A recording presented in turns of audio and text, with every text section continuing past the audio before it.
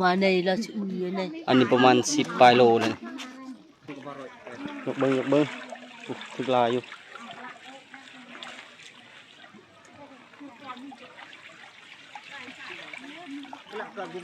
โอ้โหโอ้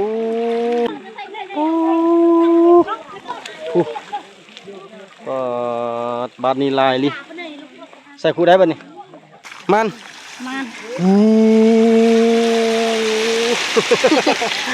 kakak kali seot biar mankuบ่เฮียงนำบาทแล้วพี่น้องนี่พี่ลมพลาดพี่ใครแต่บ่เตะหลาน2คนพาแพทย์นี่เตะเพิ่นเอาเรียบร้อยแล้วนี่เบิ่งโอ้มันคือกัน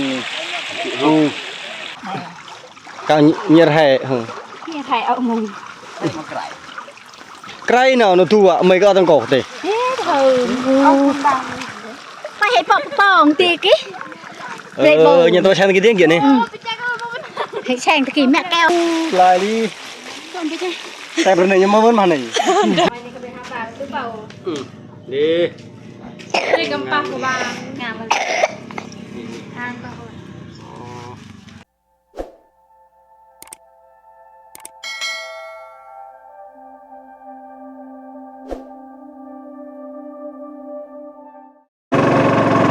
พี่น้อง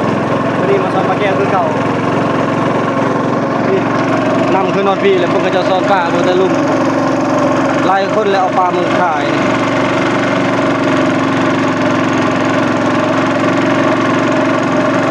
มันบ่ปลาเนี่ยได้ล่าอยู่เลยนะ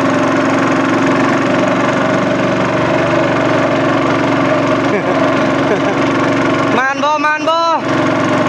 ประมาณเอ้ยสอนปลาได้ประมาณน่ะคันแรกไปกับผู้หญิงน่ะประมาณเห็นบ่เอาสิไปเบิ่งทางเหนือก่อน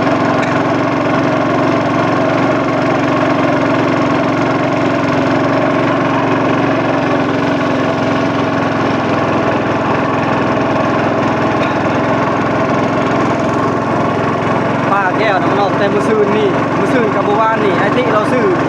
แต่ต้นกว่าแต่มื้อนี้นี่ยังบ่แน่ใจว่าสิออกลายหรือบ่แต่ว่าเห็นหลายคนแล้วขึ้นไปลงไปขายอยู่ลุ่มอยู่พี่กับคนลายคือกันน่ะมื้อนี้ช่องมานำกัน5 คน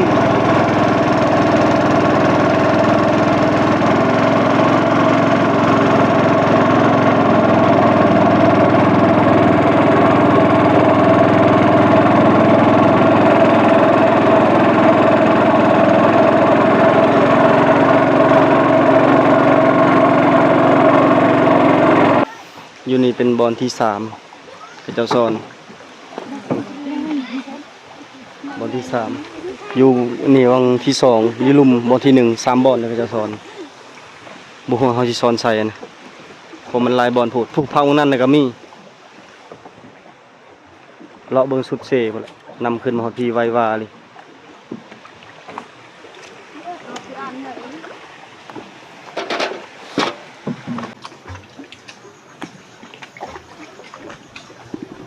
ไกลเท่าไงเพิ่ม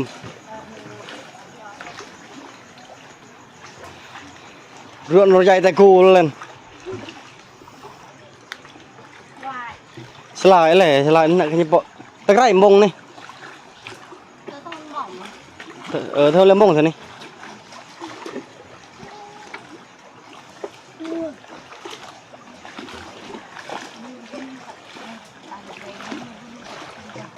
เบอร์ทีมงานเขาสอนก่อนนำนี่พอดีตึกแห่ขักอยู่คันนั้นมีคนพายเรือคนหนึ่งลองตึกตามพัง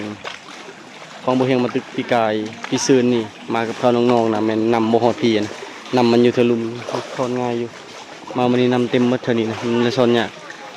เบิ่งคนก็เจ้ากะลังไหลเข้ามาเด้อพุ่นก็คือสิมีผู้ใดผู้บ่ได้อะไรมื้อนี้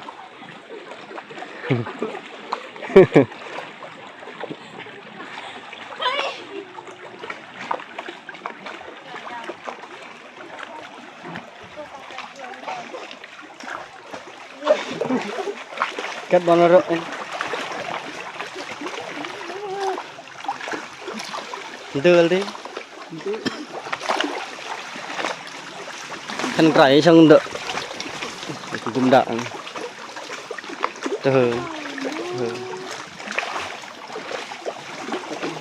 Bạn là Sipato. Thơm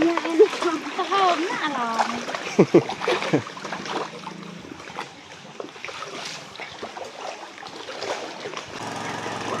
ลานเซียวผู้ที่แบ่งปลาให้บ่เฮียงกับบ่โดมตอนนั้นแบ่งให้หลายโตเติบเพิ่นแบ่ง7-8โตพุ่นแหละเพิ่นขึ้นไปตึกแฮอยู่พุ่นอยากไปอยู่แต่ว่าทีมงานเฮากำลังสิสอนลองสังเกตให้เพิ่นสอนก่อนหน่อยหนึงคันบ่ได้แล้วบ่เฮียงสิขึ้นไปตึกแฮอยู่พุ่นคือกัน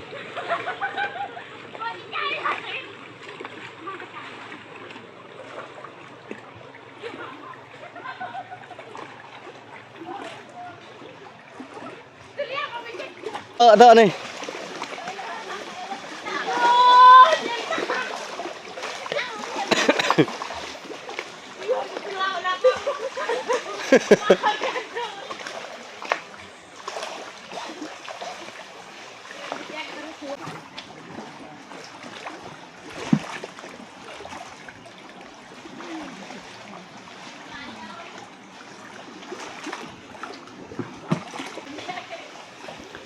ทีมงานเฮาก็สอนได้บ่หลายคนสอนได้สุดเลยพี่ผู้สุดฮอดพุ่นเลยแล้วก็พังเมืองนั้นบ้านตะงะจุหนึงผู้จนฮอดถึงแกงพุ่นและจุลานเสียวเขาก็ตึกอยู่หั่นอยู่แกงหั่นบ่เฮียงขึ้นไปตึกเมื่อกี้นี่ผู้ฮอดหินพุ่นแหละหินดำๆผู้ไกลฮอดแกงลองขี่เรือกันไปตึกประมาณ 4-5 บาทบ่ถึงจักโตเลยก็เลยลงมามันก็ตึกยากแน่นะเฮาบ่ได้ฮู้จักว่ามันหกหรือบ่หกทางพื้นคันอยู่แกงน่าจะตึกง่ายกว่า ขนาดตั้งหูมันนึงตัวโตตั้งหูเลยอ้าวเปียกแค่ก็เยอะนั่งนับโปรเบียงก็ได้โอ้ยเปียกแค่เลย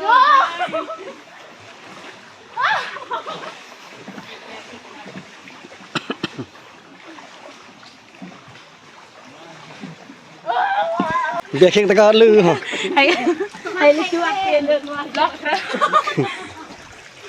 เบียร์แค่ซ้ำนี่ก็โอเคอยู่ครับบาทละถ้วยถ้วยใหญ่พอดีบาทละโล ไปแจ็คไทย มีทั้งปลาซอยผม ปะขยังมาปูนไปแจ็ค ทุกยุซ้ำนี่เป็นปลาหากระลมออกมาจากนี่ ไปแจ็ค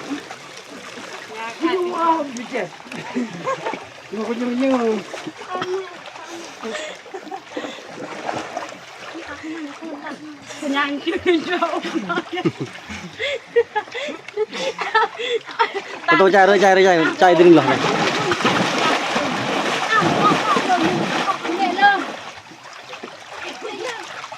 ว่าทั้งหมดกันอันหล่อไรตัวมันลอยกัน อย่ามารันบางไปแจกเอ้ยว่าแขกอยู่บ้านเจอ ปลาก็ขึ้นปูตาไปเลื่อนตองกันเหรอ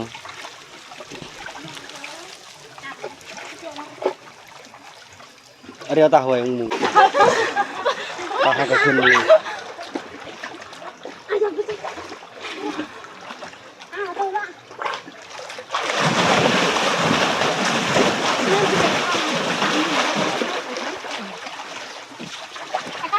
ใกล้ในมันเบียร์เค้กซะนะ มาเบียร์เค้กกัน ใกล้เลยสิ มันง่ายดัก ตอนนี้โบเฮียงลองขี่เบางทางใต้อยู่จะสอนได้ลายหรือบ่คันลายก็เอาสิลงไปพุ่นเอาทีมงานผ่านนี่มื้อวานนี้กับมื้อซื่นแล้วเขาจะได้ลายมื้อนี้แหละได้อยู่แต่ว่าได้บ่หลายเพื่อปลาแก้วมันออกทุกมื้อแล้วเดี๋ยวนี้นำมันก็เต็มผ่าเต็มพังแล้วมันก็ปลามันก็อยู่กระจายนะประมาณนี้ไกลเหรอตะไคร้ดิตอนนี้เราเมื่อกี้หล่อเนี่ยเอาตะกี้เราไม่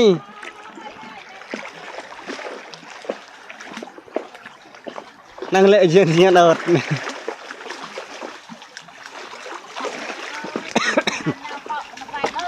เต่าไผ่เด้อติ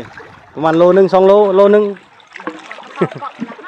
เต่าไผ่นะบ้านนะเบิ่นเออ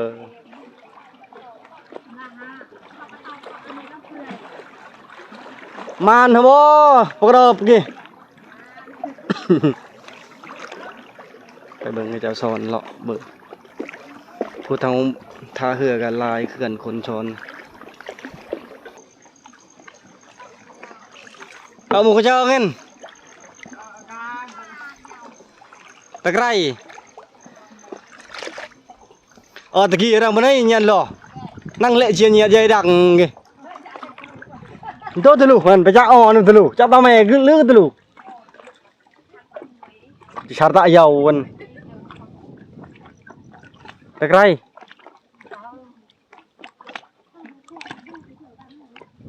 เดี๋ยวก็ตั้งเงี้ยเอาเป็นอะไรก็สิอาการเตะอาการกินได้nó đọm phá lại lôm lượn chào nó này nên là bài ổ nhiệt là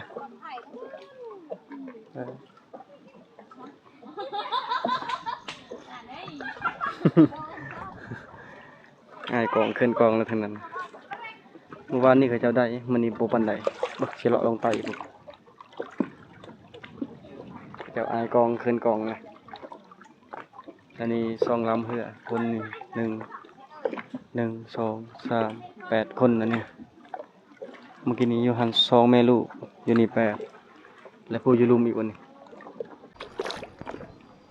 การทำมาหากินการหาอยู่หากินนี่มันก็แข่งกันบ่ได้พี่น้องบางคนนี่สอนบาทนึงได้เป็นคุก็มีบางคนก็จนขายหรือว่าเฮามาสวดโพดกับบ่จักพอเฮามานี่ก็น่าจะ10 โมงนะตอนเฮาออกมาตะบานประมาณนั้นแหละบ่ฮู้ว่าปลามันขึ้นมาตอนแรงบ่หรือตอนเช้าหรือตอนเที่ยงอันนี้ก็บ่มั่นใจเพราะว่า2 มื้อที่มันขึ้นนั่น2-3 มื้อที่มันขึ้นนั่นบ่เฮียงน่ะอยู่เซพุ่นหาก็ขึ้นมาเมื่อวานนี้แหละเห็นเจ้าของเรือเพิ่นว่า2 มื้อคือเมื่อวานกับมื้อซื่นนี่นะเฉพาะ2 มื้อหั่นเพิ่นได้โตนปลายมื้อซื่นนี่ได้400-500 โลบ่แล้วก็เมื่อวานนี้อีกมื้อนี้เพิ่นก็รับซื้ออยู่หั่นแต่เช้าผู้ไอติเอาลงไปขายปลาอยู่วงพีนชวนเมียลาวมันรับซื้ออยู่พี่และปลามันก็เป็นอันนี้แหละถ้าว่าได้หลายก็ราคาลงคือเมื่อวานนี้โล 5,000 กีบวังมื้อซื่อนี่ยังโล 8,000 กีบอยู่แล้วก่อนๆโล 10,000 กีบยิ่งได้หลายก็ยิ่งปลาลดลงลดราคาลงปีกายนี่ยิ่งเหลือโลละ 1,000 กีบสุดท้ายก็บ่มีคนซื้อนะคิดว่าเฮาสิพอแบบปลาออกลายแบบนั้นก็ทั้งซื้อนำแล้วก็ทั้งช้อนนำบ่เฮียงอยากเอาปลาไปให้พวกพ่อเฒ่าแม่เฒ่าเฮ็ดปลาแดกให้นะบ่เคยเฮ็ดจักเทื่อเห็น FC แนะนำหลายคนว่าปลาแดกปลาแก้วนี่มันแซ่บแต่ว่าเฮาบ่เคยกินแล้วก็บ่เคยเฮ็ดบ่เป็นนะว่าสิคิดว่าสิได้ว่าสิมาแต่เช้านี้ก็ชวนผู้ใดก็บ่ค่อยว่างผู้ทางนั้นก็เทื่อลำนึงเขาเจ้ามาขายมีผู้ขึ้นมามีผู้กลับแถวใกล้ๆนี่ก็2 จุเลยลองเบิ่งจุนี้ว่าสิได้หลายหรือน้อย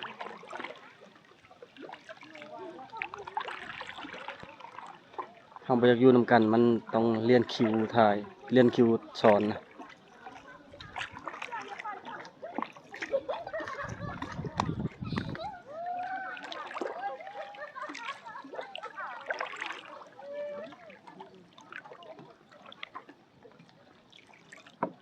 มานบ่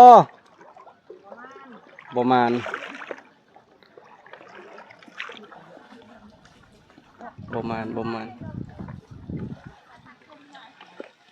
แต่ใกล้แล้วเมื่อกี้เหรอ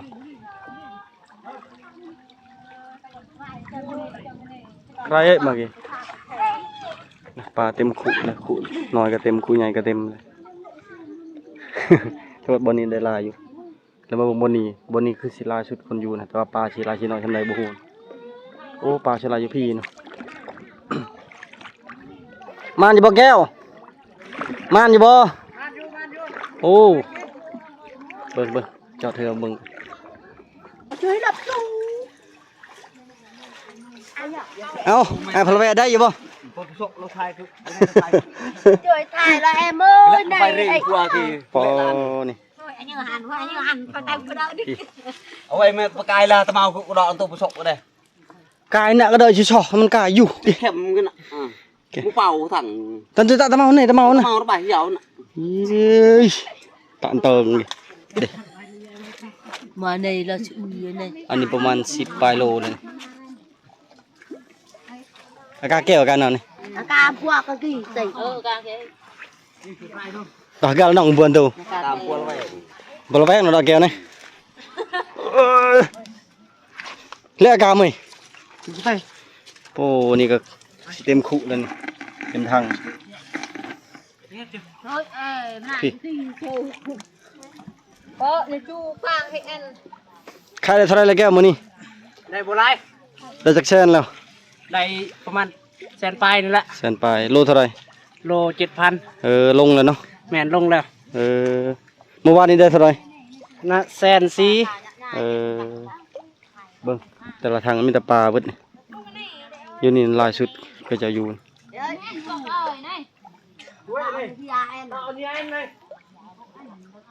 พอก็ลงเลยใกล้นี่แหละนี่ ตัวใจกาชุโลละหากาเก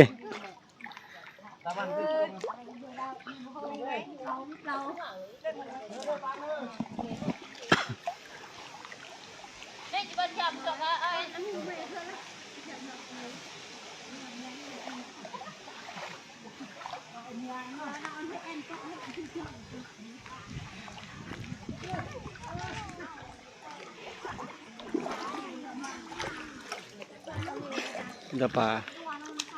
เอาเกับลมยกเบิ้งถึกลายอยู่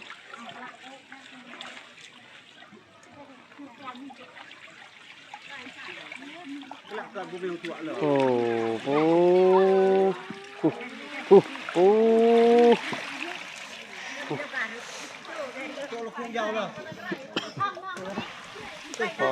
เปิดมึง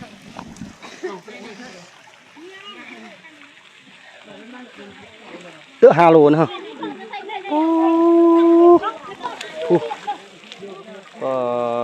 บาทนี้ลายลิใส่คู่ได้ป่ะนี่มาแล้วลิ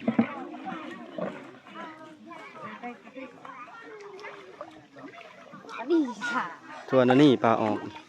เอาไปนะไปกายโทษอากาศเรียงครับ em tao ngung liền ơi tao น่าจะตัวสองละเดินของเวอยู่กี่ละ thay được thay tao tao nhưng mà นี่มาตัวที่ไหนนี่ bây giờ là sao đây กระสอนเลยปุ๊บบาทเดียวนี่เครื่องขุเลยปลาแก้วงามนี่ đây có tôi chạy đi ยินเดวอยู่นี่มือหนึ่งจะทะเลลอยนะก็กลับไปขายแล้วเบิ่งปลานะเต็มกระสอบเต็มขุเอาขอบใจมือมาไหมมัน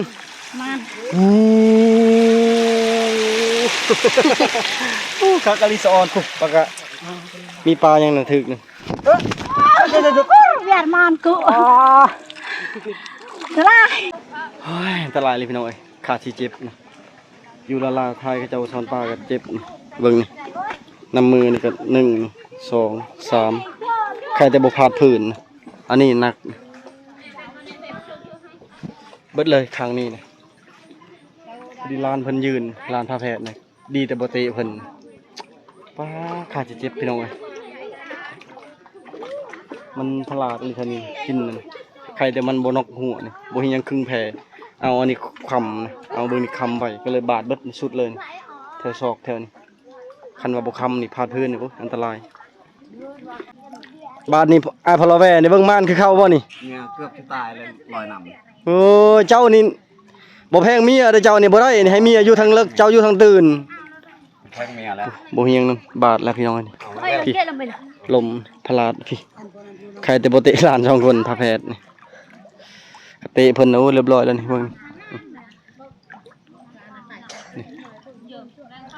ผมก็ตักก็สลาย 3-4 บอลเลยหัวเข่าผม ตัวบาดโตมาตะเชิงอากาศยัง อาการnhư tulu ăn cò chia cực liệt đây là cay thì ui lại này หลายเด้ đấy ô man cái gần ตามเบรก ôi chụp họ ra thà của mình nè เตรียมผู้มิว เป็นตะยานขนาดเลยนะนี่ เอาเด้อหลาย ขี่เหือขึ้นไปหาทีมงานเฮาอยู่ทึงก่อนอยู่นี่มันทรงจุมันจะซอนและอยู่นี่นะก็ซองและอยู่เนื้อสุดนั่นเฮาแล้วก็พักเบื้องนั้นอีกก็หลายพวกที่เจ้าตึงแห่นะก็มีคือว่าแถวนี้นะเขาเจ้าได้หลายกว่าเจ้าเฮาอยู่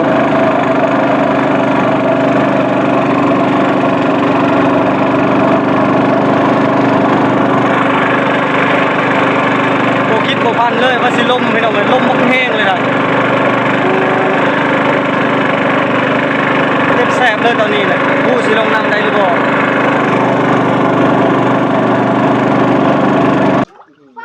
เปลี่ยนกันเป็นคิวมุงกระขาดไปเลย อยากออกตาตุ่มไข่ถ้าเอากองตาได้đâu ใครแต่บ่เตะเพิ่น ลมกินนี่เกือบเตะเพิ่นแต่สะออนปลาแก้วนี่ เดี๋ยวไอ้ปอชะลอใช่ จอดมือน้องเหี้ยให้แต่ที่นี่สิกองเงิน ท่านคือมาท่าน เย้ย นี่คือ mấy cái quay kìa mấy cái mấy lò bia này bún đi nguội một làng đấy mà ไปไหน kể cha miệng nhén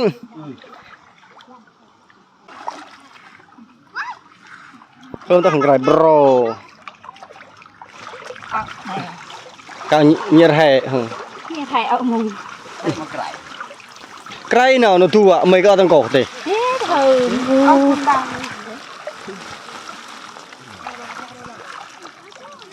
อ้าวเหรอใช่เชื่อทุ่งข้อฮะสิเรียดเอาเจ๊ จ้าจ้าจ้า bỏ sòn pà kín pà lên kín pà nhàng pà keo ní kín đít ปลาขับของ pà cặp khôngระวังมันขับคอเจ้าเลย ลายเถื่อเลย กินดิบนี่เลยบ่ข้าวบ่ แล้วบ่เขากำลังอยากเขา มักนาวกับบ่บีบใส่ บ่ อยากเข้ายังเหือนเจ้ากันอันนี้โลดนี่ บ่เมือ บ่เมื่อปะเมียบ่ได้ เมียบ่ได้ เมียเจ้าคนนี้คนที่เท่าใด อย่านั้นจะหาย บ่เมียคนนี้คนที่เท่าใดจักคนละเมียจัง ท้อง สองคนแหละผู้หนึงอยู่ไส ปะแล้ว ยังสิเอาอีกบ่บัดนี้ บ่ บ่เอาแล้วลูกจักคนเลยลูกเดี๋ยวนี้ เท่าแล้ว เท่าแล้วเท่ายัง22แรง2แล้ววะ บ่ บ่ได้แล้วจะ3แรง3ได้อยู่ บ่ เท่าใดจ้ะ สิบมือเท่านึง เฮ้ยจักปีเจ้าน่ะจักปีเจ้าน่ะ ที่10ปลายปี โอ้ย40ปลายอ่อนๆอยู่การสอนคักอะไรท่านนี่พวกมันสอนนี่ค่อยๆแต่ว่าถึกเฮาพัดอีลีอลอนแลนนี่โอ้ยตำหินตำหยัง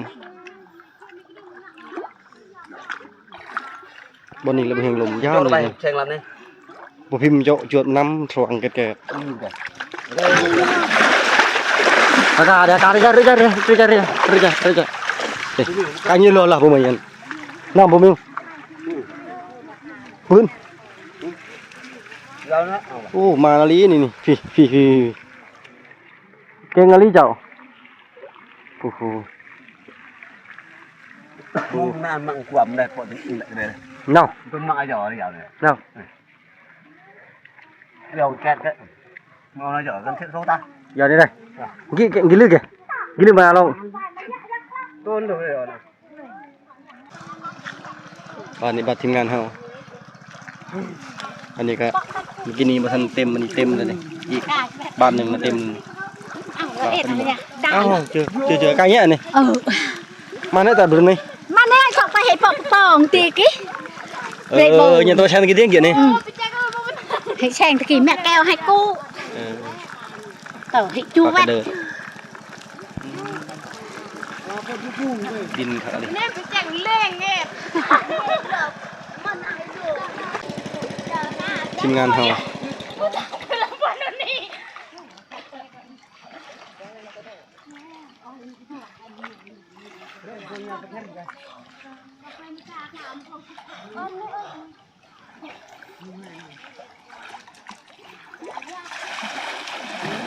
อันนี้กินปลาดิบคือกันพอกินข้าวพร้อมมานบ่บ่นี่ดีแบบนี้แม่เขาสอนนั่นถูกอย่าบ่ตันเด้ออย่าละปูลายดีแต่ประเด็นยังมาเบิ่นมานี่ ไปเกลียว เงินเฮาได้กันบัดนี้ดอกนี้ตะขุแต่นำมาชอบเพิ่นนี่แน่เด้อกูดอกไปชนนี่เด้เตะตะกี้ฉลอดนี่ช่างปากเรียหมอนี่มีกเตะอันเย้ยป้องมันเด้อแล้วกล้องมาเจอกันชั่วๆแซ่เตอะยาว น้ำพอแห้งเลยนี่นี่เหรอ ตะการเด้อมาเตะนักระเบ้อบ่ร้อยบ่ร้อยระเบ้อไอ้พลแวบัดซ่อนกับเมียผัดบ่ปากบ่ติงได้แต่ละเทื่อเห็นไปผู้เดียวนี่โอ้จมเด่นนำผู้สาวเจ้าสู้ขนาดเลยแห่งเท้าแห่งเจ้าสู้นี่บ่ได้นั่นนี่ โอ้ยจมน้ำแล้วตายโกนี่ อย่าเสียตายเดิน เจ๊ได้อาชีพไปในโทษตะกะ เอาใจๆผมบ่ได้ละมื้อชอบได้เลยกะอยู่บิรแวนบ่รถปลาทะนีนี่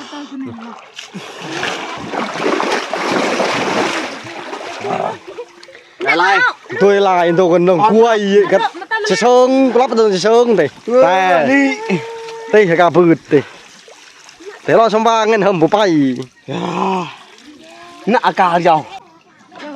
ทารุณบ้านนี้ถึกหรือบ่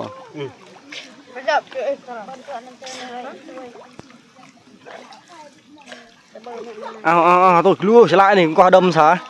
เอาใหญ่เลยดิ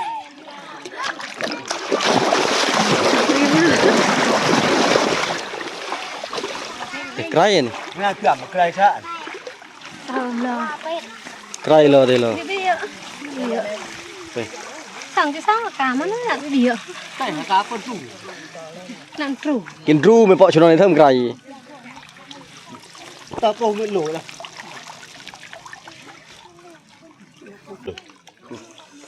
บ้านนี้ก็ถึกลายนี่ ปีกำปวดทำไมกระบอกอังเลย กำพัวทำไม กว่าปีทำไม พระแพทย์บ่สองคนนี่พระแพทย์บ่เนาะพระแพทย์บ่จักปีแล้วพร้อมบ่3 ปี 4 ปีเนาะ5 ปี 5 ปี เออ เพ่นปีเพ่น5 ปี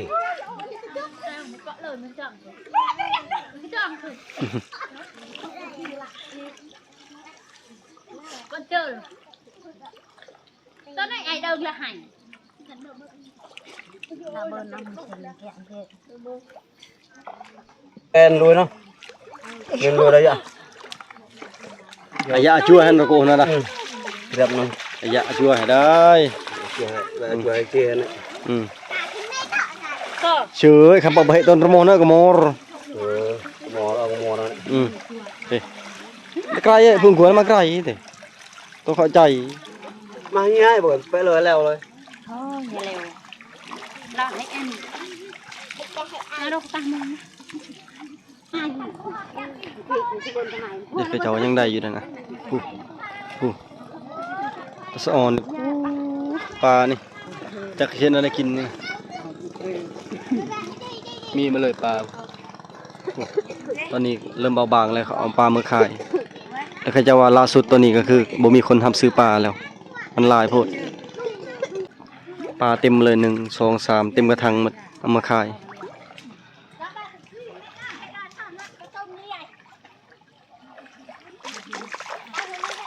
ยังทึกอยู่บ่งามมาเลย rồi cái phim bẹt cái này ปังบูแบกอะไรลึกเดิมปังบูแบกเนี่ย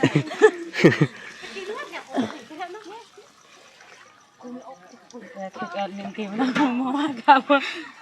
ขนาดกี่มุ้งแต่ไงต้นเบิ่มนำแบกเนี่ยนะงามมาเลยนี่ขาวครับ vợ thì cho tay phương tay phương chuột nó áo cái tay ชิป้าอ่อนปูตัวเนี่ยก็ดก อันนี้อายุช่วยเนี่ยนี่เอ้ย chưa có đậu ở trời nhòm mà giặt thầu มันก็ช่วยตา ở chơi ta นั่นเอาไว้ตา thầu nó tạt เอ้ย tạt cái ậu nè โจ้ยน้อง hắn เนิมขยัน ขยังอ่ะตื้อล่ะชื่อเบอร์นุเข่งล่ะ ผ่านระเบิด เติมไม่เลย เอาหนูเชิมเฮ้ยถอย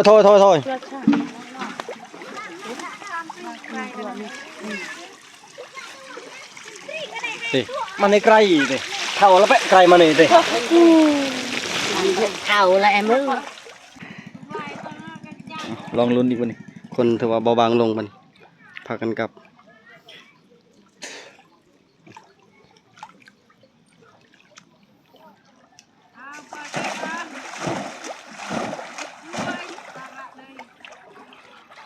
เนื้อดำนัวซาบนนี้ลมกินติ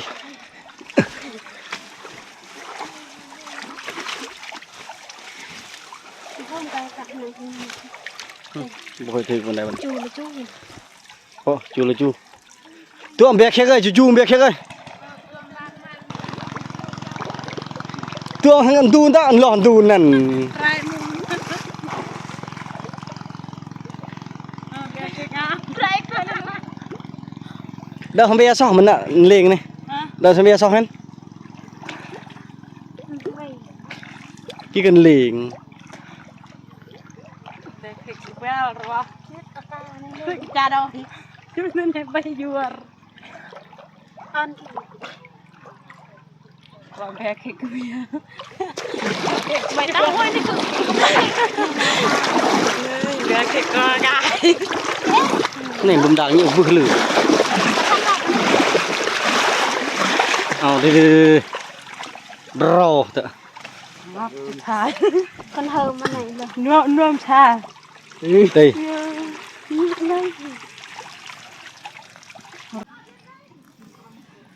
ได้ลายเติบอยู่ได้ประมาณวัง10 โล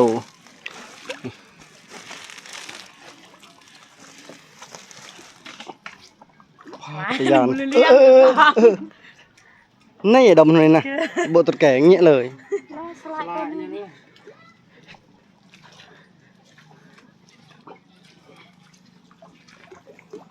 เรียกชิติยะชนนี่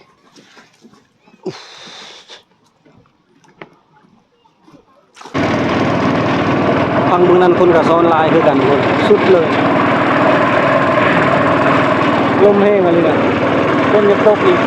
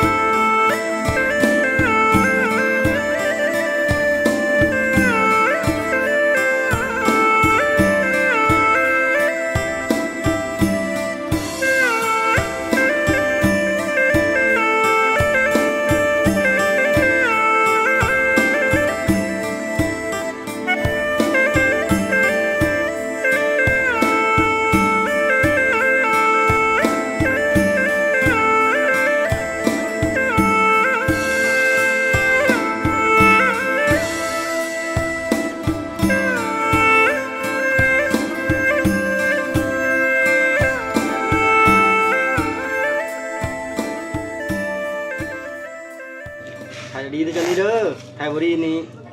หายเด้อเลือกบ่เจ้าวะเลือกบ่ยันเลือกเอาอยู่ได้นี่ ชาพื้นมาแกน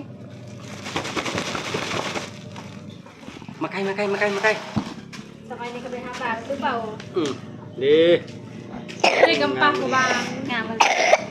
นี่ ทางก็ อ๋องามอยู่บ่เจ้านี่ งาม งามสวยบ่สวยอร่อยบ่อร่อย ตัวบึ้มนะ ปลาเต็มชามเลยชุบด้วยเนาะ อุ้ยพอแล้วเป็นตะเยอะเอาเจ้านี่งามบ่เจ้านี่นี่ งาม เจ้านี่ เห็ด ตะก ลู อก งให้ อยู่ ดู บนจะได้ ได้ลายบ่ ลาย ให้จะได้กิน เจเลยแต่ฟังไม่ยุ่ง เบิ่งดูตะกองนี่บ่รอดแล้วตะกองนี่สบายดีเจ้านี่ สบายดี ตะกองนี่ตะกองเจียวนี่ปลานี่เต็มกระสามนั่นนี่น่าจะประมาณ10ปลายโลมื้อนี้โลปลาลงราคาแพงคือโลละ 5,000 กีบนะบ่เฮงก็ซื้อ16โลแล้วมื้อเช้านี่16โลก็80,000นี่ให้สมอนมาเอาเมื่อกี้ตอนบ่เฮงซ่อนปลาเลยก็ซื้อนำซื้อเอาเจ้าเดียวเด้อนี่16โล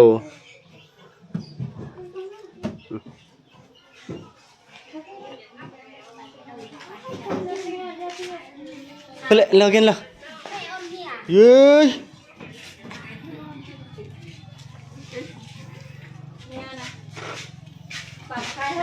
บ่มาแบ่งให้ บอย ตอนนี้ล้างปลาถอยซอยปลาเจ้านั่น นี่ก็ต้องคุกไปในเหอะเดียว อยู่อ่ะ ตอนนี้ล้างปลาก็เป็นแล้วมัน มันเรียกตัวตัวนี้ จะมาเรียกอาการจังกากี่เวียนเดือโกนะครับดีสุดอ้าวพี่น้องเอ้ยได้ปลาเลยบ่ฮู้เช่นอะไรบัดนี้ก็ว่าสิให้แซลมอนเพิ่นเฮ็ดซะ2โล2โลแล้วก็แบ่งให้พี่น้องบัดบ่เฮงได้ลงไปบันดงเพราะว่าเฮ็ดแห้งก็มันแดดบ่แห้งตักได้บ่ได้มีแต่เอาไว้กินแน่แล้วก็คันได้ลงทุนก็เอาลงไปคันบ่ได้ลงทุนก็แบ่งกันกินอยู่นี่แหละบ่เฮงซื้อนี่2โลแล้วก็แบ่งเอากับทีมงานนี่ประมาณวัง4หรือ5โล4โลนะประมาณนี้แหละก็ถือว่าหลายเติบอยู่คือว่าปลานี่คันเฮาอยู่ทุกจุดในหลายคือบ่เฮงเว้าแหละการหาอยู่หากินมันก็ขึ้นกับวาสนาของไผของดวงของไผของเราผู้ลางคนนี่ซ่อนบาทเดียวแต่เต็มคุตัวนี้น่ะบ่เฮงมาติดมื้อนี้น่ะเต็มคุนี่แม่น16โลปลายๆเต็มคุนี่นะก็คือซำนี้แหละพี่น้องใครอยากกินปลาแก้วมาหาบ่เฮงได้เด้อแล้วก็ใครฮู้วิธีเฮ็ดปลาแดกสูตรเฮ็ดปลาแดกปลานี่ก็แนะนำบ่เฮงได้เดี๋ยวให้ซามอนลองเฮ็ดคันในลมพุ่นก็ใครไม่เท่าเราเฮ็ดให้สำหรับคลิปนี้เขาจะไว้เพียงซำนี้ก็พี่น้องคนอื่นก็ขอบคุณใจทุกคนที่เป็นกำลังใจให้บ่เฮงถ้าไปติดตามในพี่น้องบ๊ายบาย